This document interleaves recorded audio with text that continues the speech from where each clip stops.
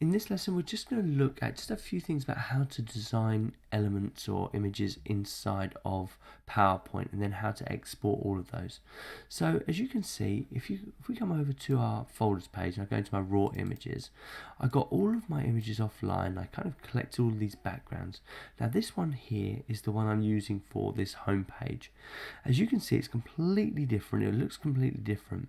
And all of this styling has been done inside of PowerPoint. So if I select this image now, and then I come up to this format button, I have all these options. So I can add borders if I want to. I can change border colors. I can have effects. The ones I was mainly using for this one is this artistic effects. Now to add a consistency across all 4 pages, I've used the same artistic effect, which is this one in the corner here, but you can use any of these, it doesn't really matter. It just kind of gives it a bit of consistency and it's quite nice for a background image. The other thing that I did was to change the color. So you can, to have more consistency as well, you can change the color to whatever you want. And this just gives those effects, and there's loads of things you can do here. So if you look at this text, all of this text was done inside of PowerPoint, so it's called Arial Black. And then by clicking on the formatting tools, I can come in and I can change the fill color, I can change the outline color. So I've got this kind of gold inner color with this white outer color, which was great. You can also do the same with all of these kind of images here. So this original image was black. So if I click on this button here and this is right, I didn't really want it black. So I came up to the color button and then I changed it to whichever color I wanted, which was absolutely great. And you can also kind of shrink all of the images down. So if you come into this page, I created a white rectangle here just by clicking on this button here and then drawing out a rectangle and then changing the shape fill and changing the outline. And then I've just merged them all, so I've put the font over the top of it, nice and easy. And then shrinking down all of these images was an absolute breeze and putting them into place. I think that's pretty much all I need to say about creating assets. You've all used PowerPoint before, so you shouldn't have too much trouble with this, but it's very, very powerful. The next part that we need to look at then is how to get the images out of PowerPoint. So what I tend to do is group things. If you group them, it constrains the size, which gives you the proper size. So say for instance, I've got this yellow bar here and I've got this image here. Now if I was to export this image, and let's do that now just to show you what happens. So if I say save image as, and this is a really cool button, so it will take all of this kind of colorings that I've done and it will save it.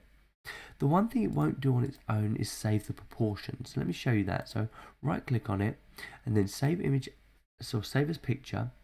It comes out as a PNG, so things like this icon here that have a transparent background, that will all be preserved, which is great. Anything with transparent background will be preserved. So let's just call this home background. I'm just going to call it home background 1 and show you what happens here. So let's make sure it goes into the right folder. So I'm on this folder here that says app building project, and all of these images that I'm saving now are for my app. So let's go to the app images, and I've named it already home background 1, and then I'm going to press save. Now if I come into here and I go to my app images, what you'll notice that it's saved the colorings that I created, so it's no longer the same image, but it hasn't saved the proportions, and this can be a real hassle. The way I get around this, let me just delete this. The way I get around this is to group objects. Now because we're going to have this kind of red band on every single page, that's the most natural thing to group it with. So we select this one and then we hold down shift and then select this one. So we've got both of these selected, and then you right click and then you come up to group, and that's done. Now when I export this image, and you'll notice that I've just lost all my other stuff, and I haven't lost it, it's just gone behind, okay? So don't worry too much about that just yet. But I can always send it to back, so say send to back, and then it all comes back, which is absolutely fine. So let's select this grouping that I've just made, and then right click, and then save as picture. And this time it will save the groups. Let's come back to the folder, app images, and let's call it home background. Okay, and we're going to save that. Fantastic. And now let's come over, and now you'll notice that when we click on it, it gives us the correct proportions, which is all ready for our app. Fantastic. And we can do this with all of them. So you can do this with text. If you want to take this text out as an image, you can do that if you want to, which is probably okay for this. I'm not going to take these buttons out as text. I'm going to build all of these buttons inside of Godot, but I am going to take this particular image out. Now this may or may not cause us a couple of issues with sizing. Let's have a look. So if I right click on it now and then save as picture, it will probably make it bigger than it originally was, which is not the end of the world. So let's just say home button, and then let's just save that. If it's bigger, it's not a problem because we can still scale it inside of Godot. So let's just click on it. It's got the blue that I wanted, and it's actually saved the proportions on this one, so that's great. So the next one we're going to want to look at is this one here, and I've already gone ahead of time and grouped this image with this background. I haven't grouped the text. Once again, you're going to want to do all of your text inside of Godot, but when it comes to Godot, we can just copy and paste this straight in, which is fine. But let's just take this image out here and let's just save it. So I've already grouped it, so if I double click, you'll notice that I've got two elements here. I've got this white rectangle and this image. So click away from that to come out of the group. Right click, save as picture, and let's just call it home 1, and let's just press save.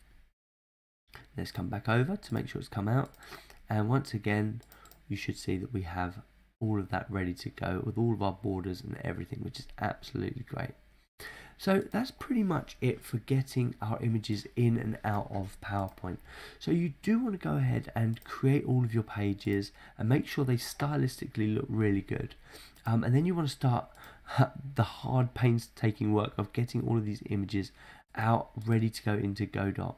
And it will make the next part of the process a lot simpler if you have all that ready.